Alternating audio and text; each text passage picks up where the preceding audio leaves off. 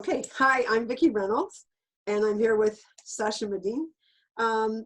We're having a conversation about our role and our work and practice and how it interfaces with the movement to defund the police. And we're not experts at all on that.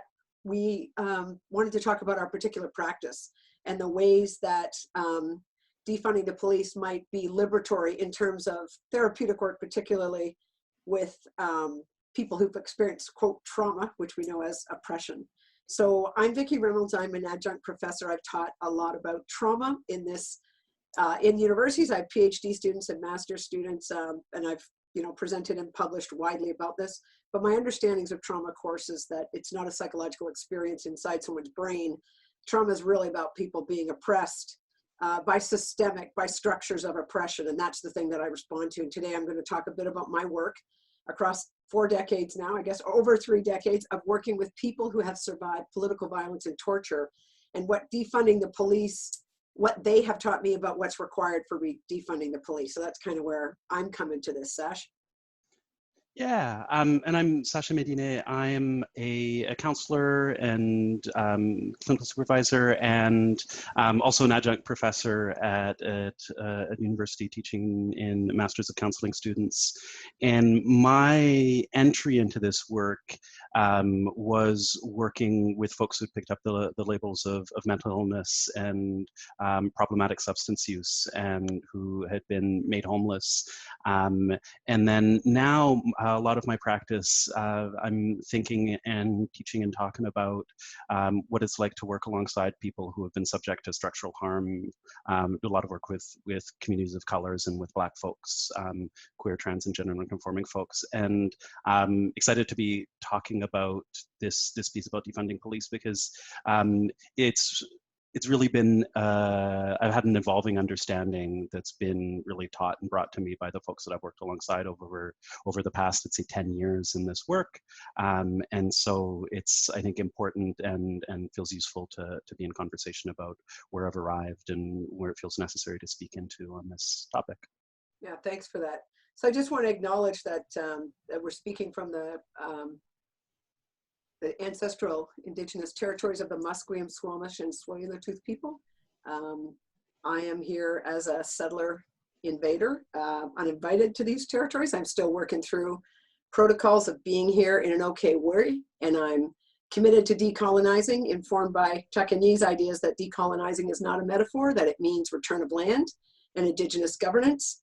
And I was taught by Harsha Walia and a lot of other really good activists and folks around, as an activist, what it means to say you're trying to be decolonizing is to be directed by indigenous people. So that's something that I'm also working on. I'm a white settler person. I have a PhD. I'm a professor. I have a lot of heterosexual and gender privilege. And man, having a PhD is really everything I've been saying as an activist in my work with survivors of torture for 3 decades. Got really amplified once I got a PhD and published. So I'm well published on this, and I have a voice, and I feel that's why I needed to bring forward. I've been waking up in the morning, having conversations, and I've reconnected with some people I worked with 30 years ago in this work around some of the things that I was taught and asked to do that I did in the moment, but that, I need to bring again. So that's why I'm feeling this urgency to do that. Yeah, we'll look at myself in a second, but I think that last piece really resonates for me, and it's actually cool just to be speaking out loud about that, because that's been my experience too. I've been thinking a lot the last couple of weeks about practices that I was a part of, that again, you do the best you can with what you know at the moment, and then when you know better, I'm butchering a quote there, when you know better, you do better. Yeah. But still, and I've been working through for myself what it means to be accountable for my own participation in some of these structures of violence. And I'm coming at this also as a settler on these territories, also on Coast Salish territory of so-called East Vancouver. And I'm still trying to make sense of what it is to live in a Black body on these territories, and to have that particular relationship to being a settler here. And that's actually a big chunk of what's also been, I think probably outside of the scope of our conversation here, but what I've been trying to work through in the context of this explosion in awareness around anti-Black police violence. And in Canada especially, how linked in that is also with anti-Indigenous violence, and the temptation and the deliberate attack on movements of trying to pretend that we should be talking either about Indigenous issues or about Black issues, but not both. And so right now I'm feeling really inspired by some of the words that I've encountered just in the last few days from folks like Pam Palmater and Chelsea Vole, talking about the real historical and current urgency of Black and Indigenous struggle being really linked, and that conversations about defunding the police in these places, in these territories that we're on, how those need to really be holding both of those truths in both of our communities at the center. Yeah, thanks. I'm also thinking about the work of Robin Maynard, who's been Mm-hmm. extremely inspirational and informative, and like a kind of nice, great kick in the ass. Her book, Policing Black Lives in Canada, was something I learned a great deal from. And I'm somebody who's been trying to be informed about stuff. It was really humbling and useful to read that book. So just being led in these moments by people who've committed to that. I have been, I started work against the death penalty in the 1980s, 89, 90. So I've been a prison abolitionist for 40 years, I guess, or, like for a long, long time. And I would say even before that, because I worked with incarcerated youth, but I have been working to stop the death penalty and to stop the killing machines of the police and of the state. And I've been part of prison abolitionist movements as well for like decades and decades. So I just want to name that these are nothing I'm saying is original or my thought. And that most of what I learned around the death penalty came from guys on death row. My analysis came from not just men on death row. I worked for 20 men who were all executed on death row. But also there's a whole bunch of guys who are still part of my solidarity team, dead and, connected to me spiritually, or still call on them. And these are guys who got off death row and decided to commit the rest of their lives to end the death penalty, for abolition of the death penalty and abolition of prisons. So that's where that education comes from for me. That's where I'm kind of coming to this. And then I started to work with people who had survived torture and political violence. And this is where that's the intersection that I want to speak to. Yeah, that's beautiful. Yeah, in terms of being left from the outside, one of the things that feels like it speaks to so much of my experience of coming to an involving understanding of this is learning to be led by the folks that I've been connected to, the so-called clients that I've met, who have like basically taught me how to be in this work in a good way, but also how to, when you talk about people like Robin Maynard being, and even like Harsha, learning to be led by activist movements too. I think, so much of my, my now reflection on my participation in some of these structures is, to me, about enacting what I understood as professionalism, and coming to a deeper understanding of what it means to be in care of folks, needing to be the voices of folks who are actually impacted by the systems, and folks who are involved in radical activism around like actually recognizing the collective humanity of folks. Yeah, thanks. I'm also just the other person hovering around the room for me is Stephanie Allen from Hope Valley Society. Totally. I remember her here. I was in a room with her when she was speaking, I think at Feminist Deliver, and she talked about being a Black person, about stolen bodies on stolen land. And that language, Janella Bird talks about Talks That Sings. That language hit me and moved me and invited a different extreme discomfort and needing a response. Yeah, absolutely. I think obviously those words land differently in different locations, but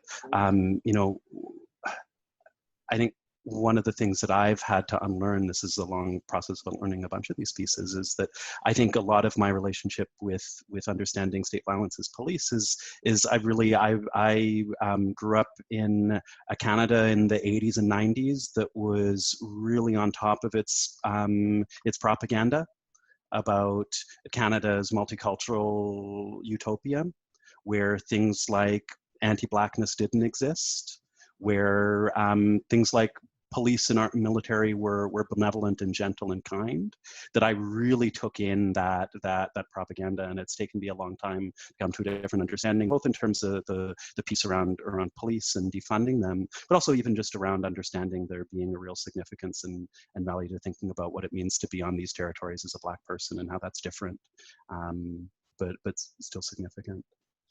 You know, when I hear you speak, I just did a supervision with a non-binary person talk, and at one point they talked about their internalized transphobia, and I said, well, let's be careful about this psychobabble language. Mm-hmm. How did that transphobia or that hate of trans non-binary people get inside you as a non-binary body? It was stuffed down your throat. Yeah. Right? And just this, you know, it's just so easy for people to move to, oh yes, Sasha's struggling with internalized racism. Mm-hmm. Not even naming internalized anti-Black racism. There's nothing internal about that process, and I appreciate you naming the mechanisms to bring you to that understanding are all outside of you and massively held up by structures of oppression. Absolutely. Well, and you know, and it feels like that's so much of what I'm coming up against in my own personal exploration around what it really means to defund police over the long term. Yeah. But also it feels like part of our conversation here that, you know, we have, you know, thinking people are really constantly interested in talking about the different context in Canada and the US, that we grew up with this, you know, multi-million-dollar marketing plan about the Mounties. Yeah. And how they were benevolent, kindly, friendly. And in order to get to a more accurate understanding of what it means to have police involved in all pieces of our lives, and especially in clinical practice, in practices that are supposed to be in care of folks, has to go back and undo all of that before you can even get to the starting point. That's right. So maybe I'll just start with my work with people who have survived torture and political violence. Yeah. So this is the thing that's been so compelling for me. About 30 years ago, I was one of the first clinical supervisors at a Center for Survivors of Torture here. And I was with Mashida Spendieri was we co-filled that location. And at that time, you know, this is VAST, the Vancouver Association for Survivors of Torture. And you need to know the histories of places. That wasn't set up as a nonprofit. That wasn't set up as a service sector. We weren't a sector, we were a movement, right? And it came out of Amnesty International, actually. So there's a whole bunch of people who were in the refugee co-organizing group, and they were responding to refugees. And of course, during that time, we were seeing many people who had survived torture and political violence, particularly that backed up by the American military and the American torture machine, the School of the Americas, where they actually taught other countries how to torture people. They dismantled that or called it something else now. It's harder to track this shit, but it was pretty easy in the 80s. So these are folks that I was working with from Chile, you know, Guatemala, like all kinds of places, and Peru. I was also seeing a lot of people from Iran at that time and a lot of other things, but it was in particular folks from Guatemala that came to see me. So I hadn't been there long. And one of the reasons that I got hired, I only had my master's degree, Sasha. I wasn't a great trauma therapist. We didn't have trauma language then. The trauma industry hadn't been developed. Like, you know, trauma hadn't gotten named by psychology and then taken over by big pharma. And what we are seeing now is the trauma industry. You and I write and speak about that lots of places. So I didn't see, from the beginning, I got hired because they knew I was a political activist. And people, you know, and there's community organizing, but I was like in the streets doing direct action around a lot of issues, death penalty being one, prison abolition, cop watch, you know, all of these kind of things, but also stuff that was really impacting refugee communities in Canada. So that's how I got hired. Within 6 months of working there, I got called to a little cup of tea, because we organized our office not like IKEA. We didn't have IKEA furniture shit. We had a round table with food and tea and coffee, and you know, it was great. And I don't know anybody's culture that's not, you build safety, trust, and belonging with food. So that's how we centered it. And then if you wanted to talk to me, we could go have a quote session. but it wasn't a therapeutic model to work with post-traumatic stress disorder. It was an activist model of having an ethic of belonging. Yeah. And that we would, you know, go to court for people and try to help people get their refugee status, which is what saves your life in this country. Right. Mm-hmm. And at this time, most of my clients were men who were survivors of torture because of the activist justice positions they'd taken in their countries. They were tortured because of that. They escaped and they got here. Right. That's who I was really working with. And I've always said, like, the Chilean community in particular, I owe so much of my political analysis to people at that time really confronting me. One question I was asked, Sacha, that amazed me in my first moments. I was seeing a Chilean guy who was tortured under the military dictatorship in Chile after the Americans had deposed, you know, Allende, the first socialist democratically elected leader. You know, he was like, oh, can't have this. But this guy, I was seeing him, and we were working on his responses to oppression, political violence, the stuff people now call trauma. Mm-hmm. And as always happens, right, Sacha, people care for you. It's not counter-transference. It's not bad boundaries.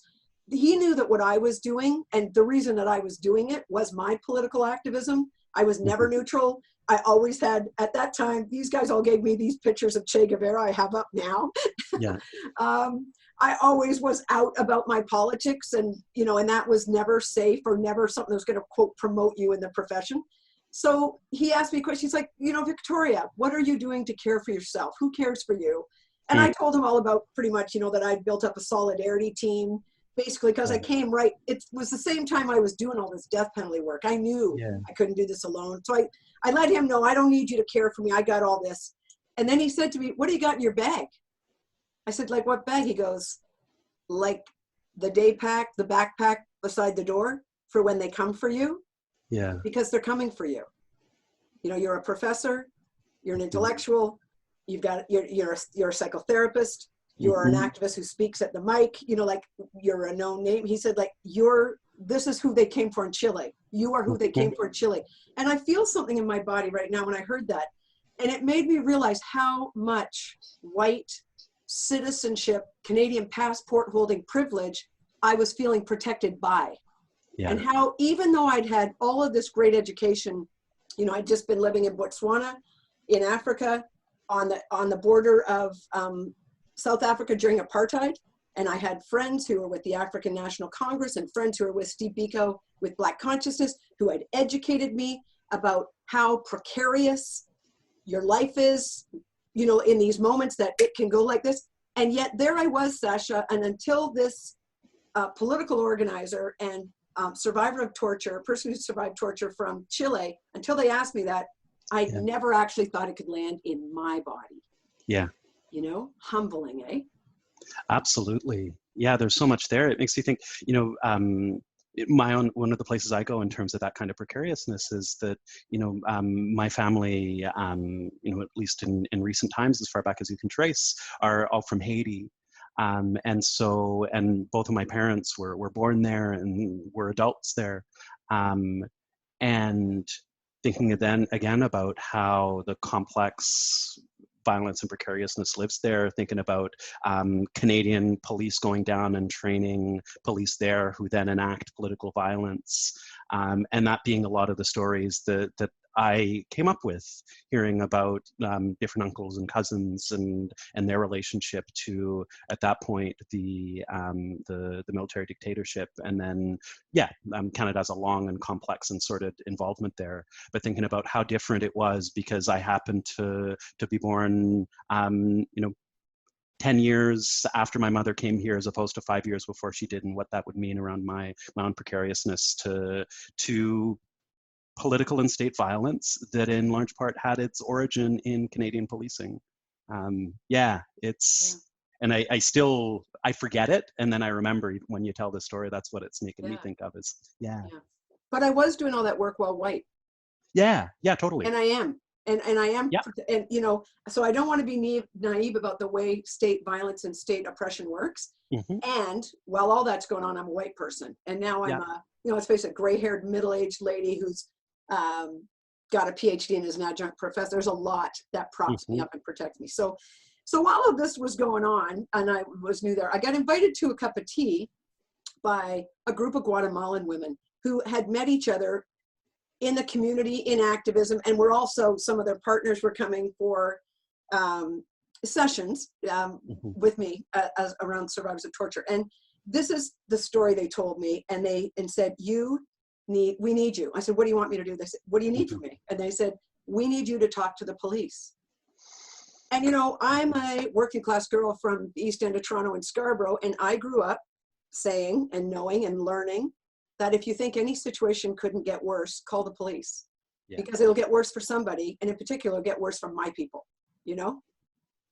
Poor, you know, people who don't have just anything, like your car license isn't okay, you know, your brother's, quote, truant from school, like whatever.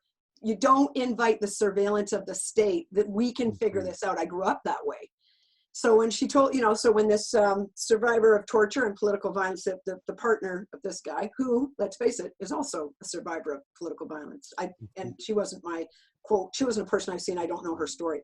But these women are sitting around telling me they need me to speak to the cops. My accountability is, in terms of ethical practice, you track vulnerability to be ethical, right? Who's most vulnerable in this situation? Well, my discomfort speaking to the police, my own teachings that I ought not to, that's not the thing. The thing that matters is I'm being asked as a white person who's got a position, you know, that I have power and access to power, that I need to do this. And I said, what is it we need said? And she basically told me this story, which and these are cumulative stories from bunches of folks. And it's not, I feel like it's not my story to share, and yet I also feel compelled in this moment that I need to get this out again. I did go forward, and we tried to write something. We tried to meet with the cop. They were not interested in talking to us, is what happened. Kind of nothing happened, but a whole bunch of us talking happened. Okay.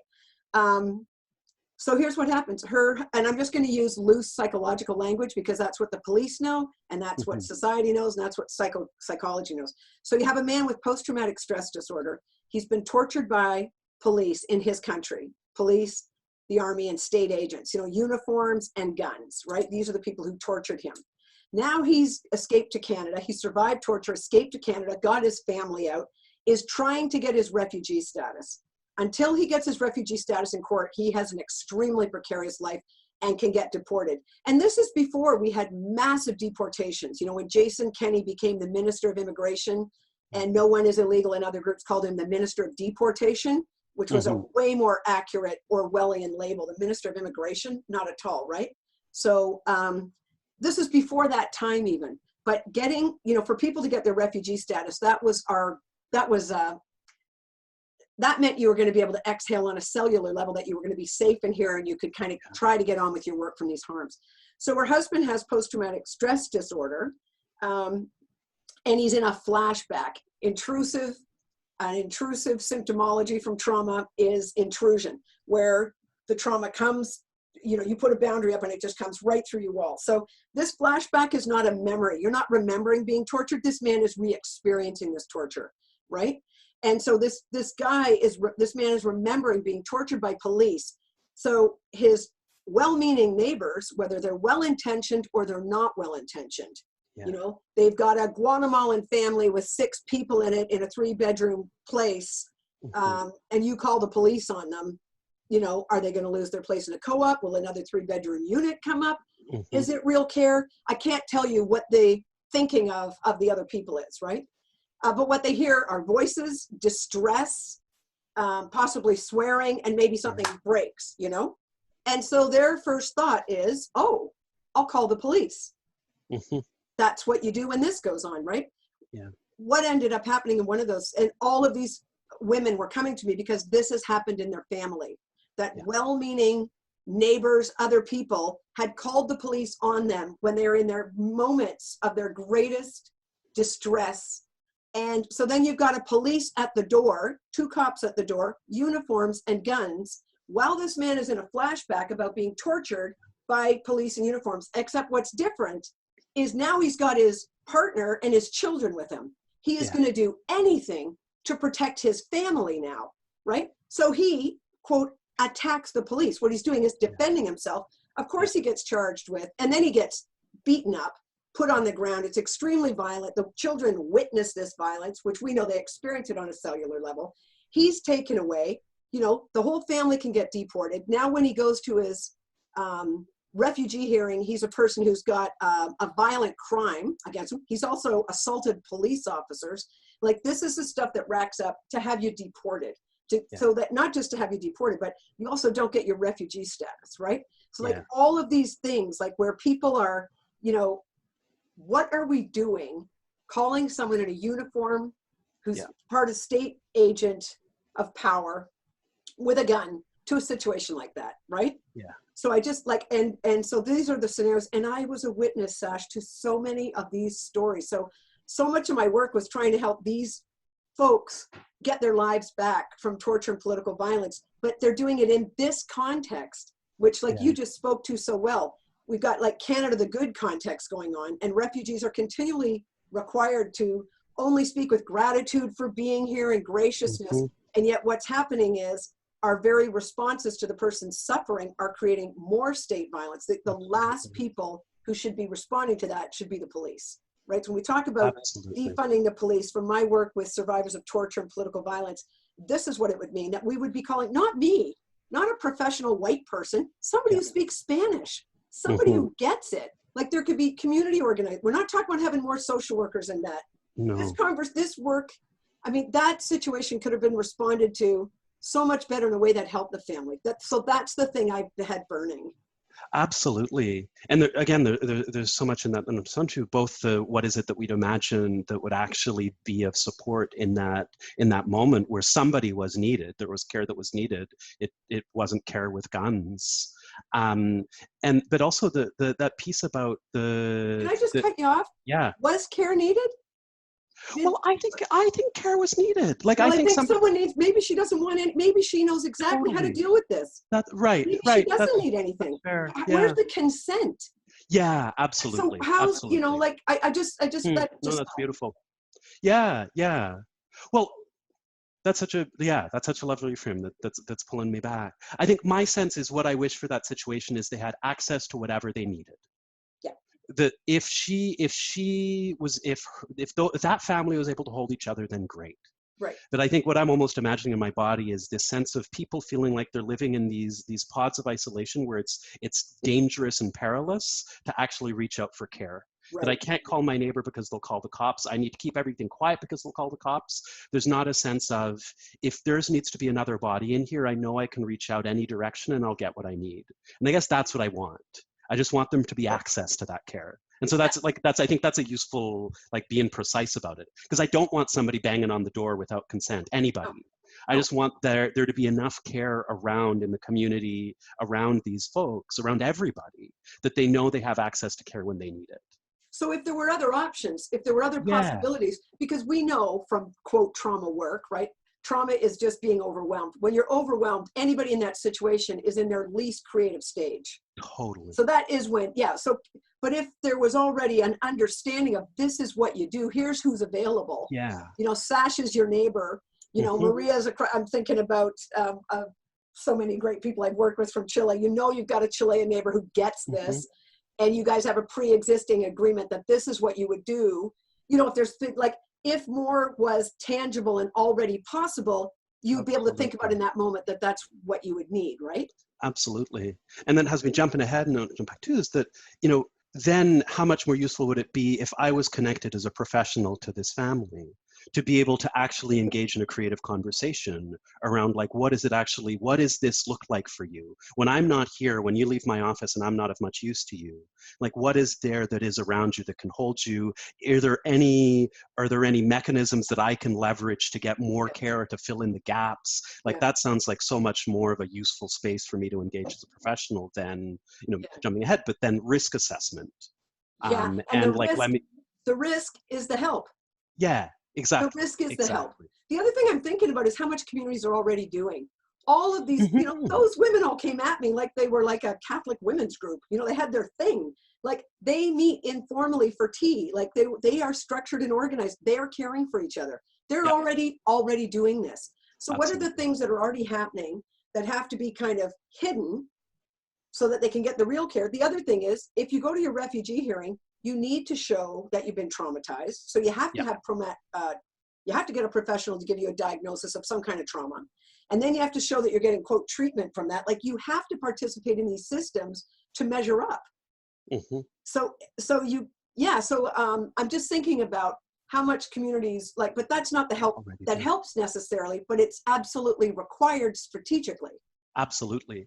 And then actually, if we're understanding the help that we're actually providing as professionals often, and I'm thinking about, moments in my practice, is that then essentially what we're doing is we're just trying to minimize the harm that will come to pass, and you're already touching on this, to minimize the harm that will come to pass potentially by increased interactions with state violence, often enacted by police, in order to let there be space for folks to do what they need to do.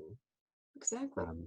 Yeah. And, I think that's the piece that I knew, but hadn't really fully been able to put together and say out loud, that how much of my work was just around minimizing the harm that would come from police, to be really specific about it. And some of the things you and I have talked about, written about, is about the last thing we want to be doing if we're socially just oriented practitioners is we don't want to be replicating harm. And replicating systems of oppression, which of course we're doing. Psychology is based on that. It's a white supremacist European model of wellness that's based on individualism and capitalism and all that stuff. But of course we're in that mess. There's a reason we're in here. We believe there's liberatory spaces. But the other thing we talk about, and you and I teach about, and I know and everybody we supervise, is I don't want to accommodate people who've been oppressed to oppression.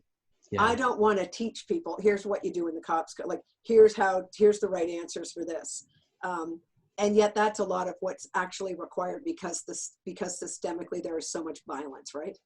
Absolutely. Well, and like, coming from the place that makes me go to as soon as you start talking about teaching people to be safe with the cops is that, something that has been like well known in Black families and Black communities, and I think more and more is being understood in a broader sense, is like the quote unquote the talk that Black parents have with their Black children. I think the idea often is that it's presented just as Black sons, but that's not it. That Black families have with their Black children about how it is we need to behave around police.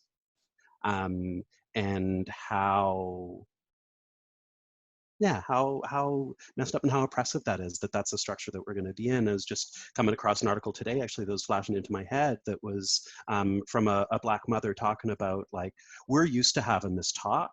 Now's the chance, we're having these broader conversations, now's the chance for white parents and white families to have the talk with their children. And in some ways it feels like, us as therapists having the talk with ourselves and with each other. And that's not a talk about accommodation, that's a talk around what are these systems that we're working within. I don't know if it's jumping off on a tangent, but you come back to talking about the potentially well-meaning neighbor, the neighbor whose intentions we don't know, but like thinking that I was seeing me as a therapist and us as therapists in that neighbor, that there's a bunch of times where we're taught, if we're not really careful, we're professionally required to call in the police, we're calling violence, and what is our ignorance, our well-meaning, we're trying to be in best care of our clients, what is our ignorance, what kind of peril is that putting people in? And what kind of responsibility do we have to know and do better?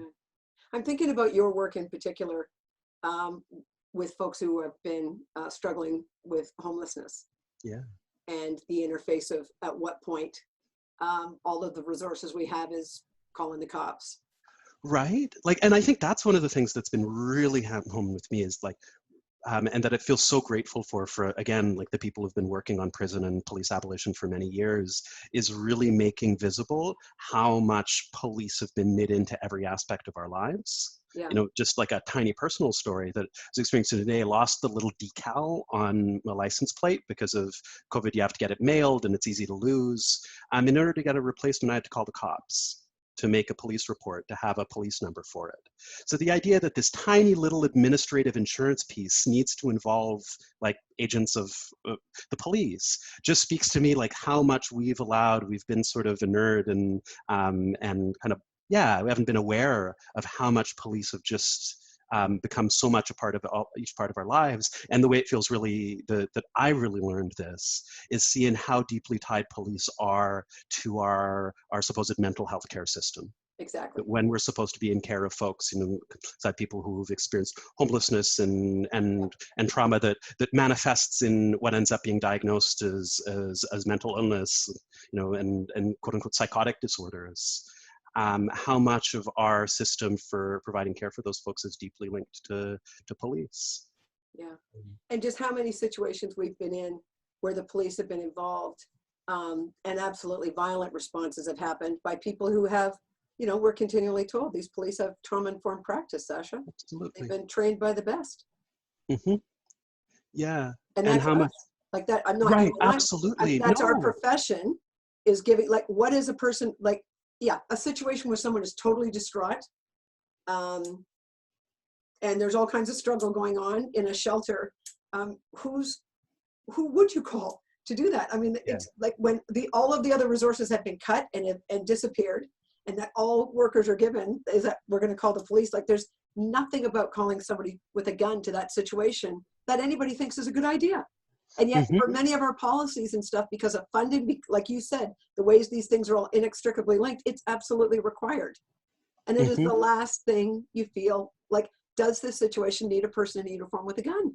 Is that the best person for this? So I think when we talk about defunding the police, I just know a lot of people I've been teaching and supervising have been saying, well, what's that look like for us? Like as practitioners, as therapists, as community workers, that kind of stuff. And that's why I wanted to invite this conversation. It means that there would actually be not necessarily more of us, more resources going directly to communities who are already always taking care of each other. Right? Absolutely. And I think, one of the things that I'm working to think about and to be accountable to is that I think so many activists are speaking so beautifully about, that we have to be really careful that we don't get pulled into reform conversations that are just about giving more money to police. Because I think that was the place that I was coming from when I first became aware of some of this. So what extra units of police or collaboration do we need between police and something else that will mean that there's less of a likelihood that there will be a violent traumatic response to somebody who is in crisis. And that never gets there. And that actually, one of the things I was witnessing is that that leads to more police involvement in even more healthcare spaces. Thinking about conversations I had about wanting to have more encounter the police officers who had more of an understanding or more compassion or had more ability to respond with de-escalation, which, interestingly, very seldom had anything to do with what trainings they'd attended. And we'd want to find a way to be able to get those police officers, or to be able to call them first, or fund programs that would let them be especially dedicated to us. But really what ends up happening is that there are even more spaces that are supposed to be about healthcare and that are supposed to be about caring for folks, where now there are police in the room. Where their interactions with their healthcare team are now noted in police databases, where and that's where the reform conversations go if we're not careful. And that's where I think therapists in particular if we're not careful, are going to get pulled into justifying even more resources for police instead of making more space for the help that actually helps. And I'm thinking about, like, part of that reform is this like call for more training. There are things, here's what I think about. I was the addiction supervisor for a health authority in the downtown east side, right? The poorest area in Canada that's not a First Nations reserve, which is kind of the heart of the opiate catastrophe and stuff. And, in that role, one of the things that has always been required is having, like, security guards, having access to the cops, like having the cops have access to us. It just, if we look at what would be of greatest use, the greatest use there is this community already knows what it needs. Like really deciding you're not the answer, that you might be part of the problem. I think that's the question for people like you and I, everybody we supervise and teach. Like, are we actually part of a problem here? So one of the things we say in the health authority is that you're out of scope. there's a scope of practice, right? And I continually had these like phenomenal nurses doing all this relational work and being told, well, like, they're not counselors because that would be out of scope. And I thought, well, it's really interesting how we police each other. And I'm thinking about the police that we have within ourselves, how much we copy each other, how much we're like deciding this nurse is like out of practice. And yet the same policies and procedures from the organization would decide that the most distressed person should be dealt with by a cop. Talk about out of scope. Like, so for me, it's not personal, it's structural. It's like, that's what I learned from working in the health authority, like, and talking about things like scope of practice. It's like, more training is not the answer, because these aren't the folks who should even be getting those jobs. The people who get jobs as cops aren't the people you would hire to be a community worker necessarily. You know, if someone's got what it's got to be a community worker, come be a community worker. And then there's community members who are already organizing themselves. I'm thinking about Vandu, like all these organizations and just collections of people informally who keep each other safer. I'm thinking about the responses when everybody gave their testimony for the missing and murdered women, you know, investigation that went down. Indigenous elders had a sacred fire. All kinds of Indigenous folks took care of each other there really informally, you know, like that was a beautiful thing and unfunded. And that was the real care. Meanwhile, a whole bunch of money went to therapists to, quote, do, you know, de-traumatizing work, you know, therapeutically with people because they'd given this testimony. And now we're hearing from Indigenous communities that even though there were beautiful recommendations coming out of that, a year later, nothing's happened. So like this kind of I just think about scope of practice. Like, when we think about community work and all of that, it's like, it's not a lack. You can't go to a workshop and get this necessarily. No. Your life, your spirituality, your lived experience, your culture, all kinds of things bring you to this work, or community members themselves. Like you know, how do we hold up community members and get out of their way? More than just the cops, all of us too, right? Totally. So it's bigger questions that are going to unsettle us. Well, and I think, you know, one of the, again, some of the beautiful frames and analysis that I'm not able to attach names to in the moment, that they're talking about that, you know, defund the police ultimately is not just a policy measure. It's going to be a practice that we're all going to need to engage with. That we've been so set in our understanding of carceral police ways of thinking about our work that are going to have to go away if we're really going to come to a more just way of connecting with folks. And that's not just having the police out of the picture. But yeah, like the way that makes the place that when you're talking about community members that it makes me go to is thinking about when I was, you know, when I started in the work, I was working in quote unquote scatter site housing, which and there's a lot of really beautiful learning about that. But I think where I really learned about de-escalation was when I started working in community, in congregate buildings, and buildings that were full of folks. And the closer, my sense is that there's like a straight line. The closer you got to community, the better the de-escalation skills that I was able to witness and learn. That, you know, the police were going to be the ones who had the least amount of de-escalation. That's the opposite. You know, another worker that I know has been involved with us and has been a lot of his thinking's really informed me is talking about Aaron Monroe. Spoke about, you know, talking about ways in which the police actually need to escalate confrontation to keep the situation quote unquote safe. So they're not working in de-escalation. The professionals like therapists and nurses are a bit better, but not as good. That peer workers and community workers who aren't qualified, don't have any degrees getting in the way of their work are more skilled. But actually it's people's neighbors, it's people's families, it's people's street families. Those are the people who are actually really skilled in de-escalation. And that it took me a while to really understand that if I was worried for somebody, that's what I needed to do. Those are the people I needed to go to and figure out, like, and probably if I knew about something, if I knew that somebody was in distress, they already knew. So it's not like I was going and calling somebody in. It was actually when I could, and I feel like this is practice that I aspire to, that even I wasn't at in the moment, but I want to aspire to get better to. It was me showing up and being like, okay, how can I be useful here? I have different resources because I got a job here. I got a phone that can get people to listen in certain ways. You're already doing something. What can I do to be useful or get the hell out of your way? Maybe my job is to keep the rest of the professionals away while you deal with it. Yeah. No, thanks for this. I appreciate, we don't have like a lot to bring to the analysis and the, you know, decades and more than decades of work that's been going on to defund police, right? And to demilitarize all the social services. But I do think we have roles. And I think, you know, like, I think anybody, you know, witnessing or coming into this conversation with us, certainly anybody I like teach or supervise or co-vision with or colleagues, you know, the questions for us are like, what is my participation right now in the policing of people? Absolutely. You know, what am I weaponizing against people, you know, unintentionally and all that stuff, you know? Like this is bigger than a call to defund the police. It's also a call for us to like have a rigorous reckoning with our own power and the impact of that, right? Yeah. Can I ask you a question into that? Yeah. Because one of the things I really love that idea of making visible the ways in which we're connected to police power that aren't visible.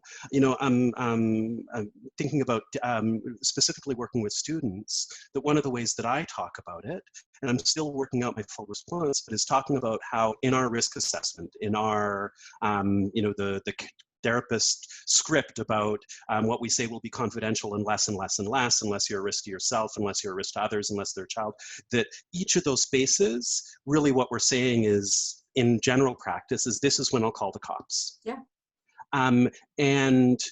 That's a piece that I think students really appreciate having made visible, but really struggling with an answer to how to, as therapists, how do we respond in those moments in ways that aren't about police, but that still protect our, you know, that allow us to feel safe, that protect our reputations and our careers. And I'm curious to hear a bit about how you work through folks with that, if it's okay. Well, I think those are, you know what, now we're getting like, these are the big things we all have to think about. How do you negotiate confidentiality with people? I always say there is no confidentiality, because when you most want me to keep your confidence, I am required by law to call a police officer or social worker. I got to report you. Yeah.